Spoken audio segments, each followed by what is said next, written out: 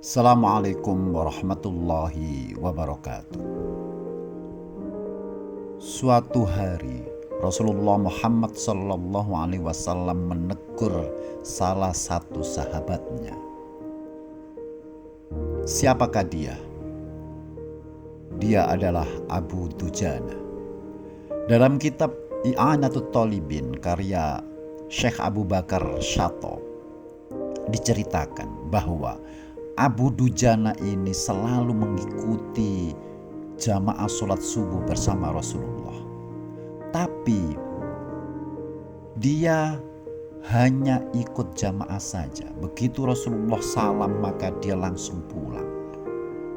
Begitu terus menerus. Sehingga Rasulullah ini perlu untuk mengkonfirmasi mengapa Abu Dujana melakukan hal ini. Maka di hari itu Rasulullah bertanya kepada Abu Dujana, "Wahai Abu Dujana, ada apa gerangan? Kau tidak sabar hanya sekedar untuk ikut mengamini doa-doaku," kata Rasulullah.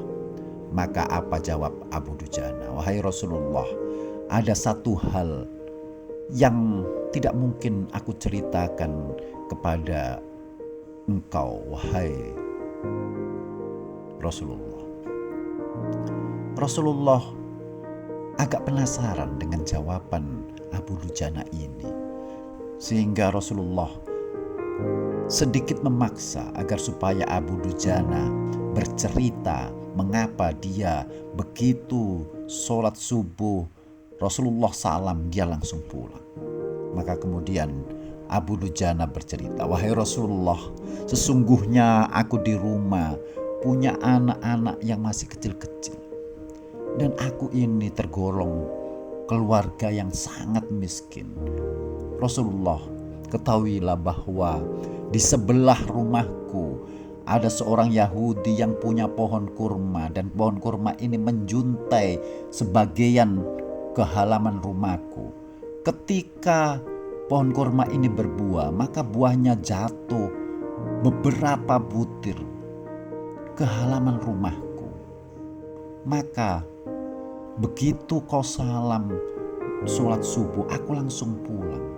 Aku khawatir jika aku tetap bertahan untuk ikut berzikir dan berdoa bersamamu, wahai Rasulullah. Aku khawatir anak-anakku yang kecil yang selalu kelaparan itu begitu bangun melihat ada kurma, maka kurma itu akan dimakan. Betapa kemudian anak-anakku akan memakan barang yang haram karena itu bukan haknya." Pernah suatu ketika Rasulullah, aku agak bertahan dalam jamaah subuh ini. Begitu aku pulang ternyata anak-anakku telah memakan kurma itu. Maka mulutnya aku buka dan jariku aku masukkan, aku ambil kurma-kurma itu.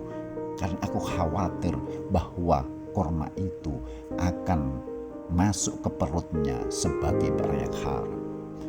Mendengar cerita ini Rasulullah betapa sedihnya. Rasulullah meneteskan air matanya. Saudaraku, betapa Abu Dujana demikian menjaga keluarganya, anak-anaknya. Saudaraku, maka mendengar ini Rasulullah kemudian memanggil Yahudi yang mempunyai kurma itu, tetangga Abu Dujana. Beliau berkata kepada orang Yahudi ini, "Aku beli kurmamu 10 kali lipat dengan harga biasanya, tapi aku bayar kemudian hari berikutnya." Yahudi ini tidak mau melepaskan kurmanya. Dia menginginkan agar supaya pembeliannya ini kontan, tunai, halal. Rasulullah ketika itu tidak punya uang. Rasulullah sendiri kebingungan. Tapi kemudian datanglah Abu Bakar. Mendengar cerita ini, maka Abu Bakar dengan segera berkata pada Yahudi, "Wahai fulan, kurmamu yang biasa-biasa saja itu aku beli 10 kali lipat dengan harga pohon kurma yang paling bagus di Madinah ini. Dan aku bayar tunai sekarang juga." Maka diberikanlah pohon kurma itu kepada Abu Bakar, saudaraku. Kemudian pulanglah Yahudi ini dan berceritalah dengan sukaria kepada istrinya, "Wahai istriku, aku mempunyai banyak uang, kita menjadi orang kaya karena Abu Bakar telah membeli kurma kita 10 kali lipat dengan harga kurma yang terbaik di Madinah ini." Saudaraku, tapi orang Yahudi ini kemudian berkata kepada istrinya, Abu Dujana dan anak-anaknya tidak akan makan kurma ini karena nanti sebelum subuh kurma ini aku ambil semuanya buah-buahnya. Saudaraku, apa yang terjadi?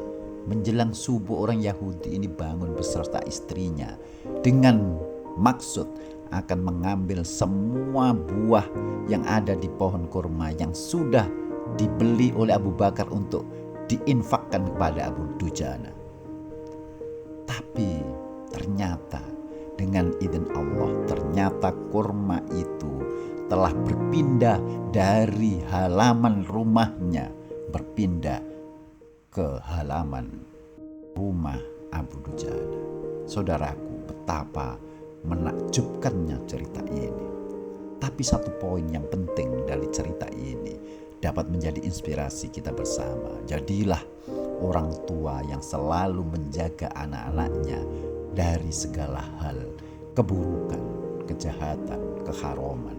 Karena itulah satu-satunya penjagaan kita agar supaya anak kita menjadi anak yang soleh, soleha.